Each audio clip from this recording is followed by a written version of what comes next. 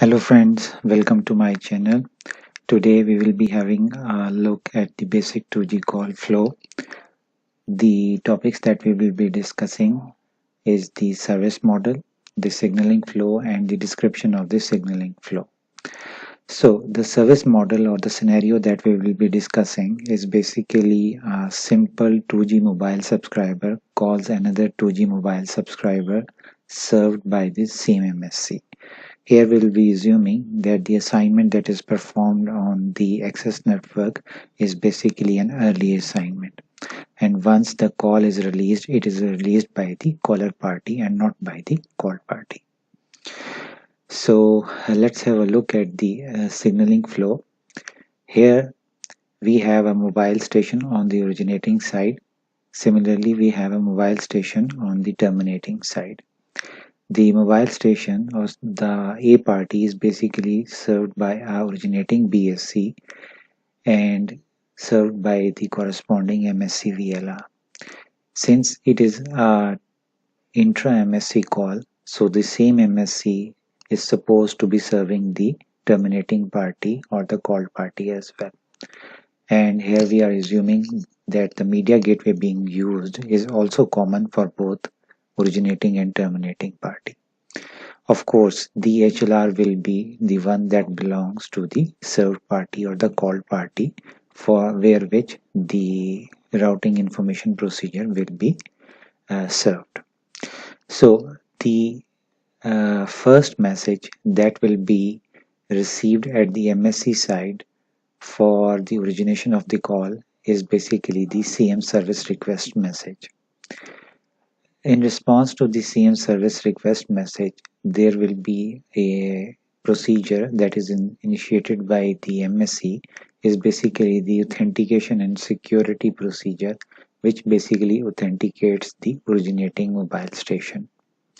Once the authentication and security procedures are successful, then the CM service request is accepted by the MSC, and as a consequence of which a setup message is originated from the originating MS to the MSC. The point that is to be noted over here is that here we are just discussing the DTAP messages, the direct transfer application protocol. Actually, what is the direct transfer application protocol, that we will be having a deeper look later in our series of lectures. So once the setup message is received by the MSC, then a call proceeding message is sent to the originating side that the call is being served by the MSC VLR. So once the call number in the setup message is received by the MSC initiates a map procedure, which basically includes the map send routing information request message to the destination HLR.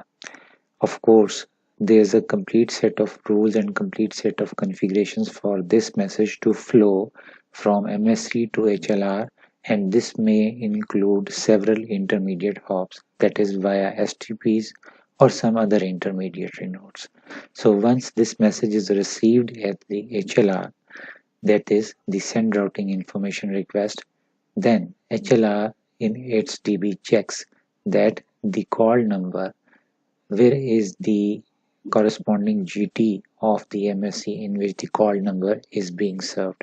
So HLR sends a provide roaming number indication message to that VLR. Since in this case the caller party and the called party both belong to the same MSC, so this message is being sent back to the same MSC.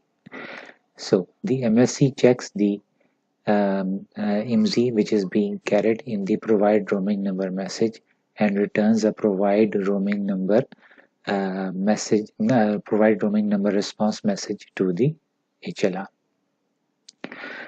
This message contains the roaming number which is being returned by the MSC and is later being used in the call connection method. So in response to the send routing information request, the MSC replies to the MSC with send routing information confirmation message. So basically this message, the P3 message and P5 messages are basically interrelated, while the 6 and 7 messages are interrelated. So once the MSC receives the send routing information confirmation message, then by analyzing this message, it comes to know that this number belongs to the same MSC, and it initiates a paging request message to the terminating mobile subscriber. The paging message is basically a search message in which the called party is being located on the network. So once the terminating MS corresponds to the paging message with the paging response message, the MSC comes to know that the called party has been located, and the further procedures of authentication and security similar to the A party are being initiated for the called party as well. Then the called party is being sent with a setup message in which there is information of the A party which is trying to call the B party, that is the CLI. Once the call confirmed message is received from the called party, then the barrier establishment procedures, as I pointed out in the earlier discussion, the barrier establishment firstly on the originating side and then subsequently on the terminating side are initiated. Once the bearer, that is the traffic channels are assigned and end-to-end established, then an alerting message is being received both way, that is on the B party as similarly the A party can hear the ringback tone. And once the B party answers the call, then the bearers are modified to establish the voice from B party to A party in full duplex mode, and a connect message is also sent to the A party. Once the call is complete, then the bearer is teared down and it is disconnected from both A and B party. Thank you guys. In the next lecture, we will be having a more detailed look on the messages that we have just seen. Thank you very much.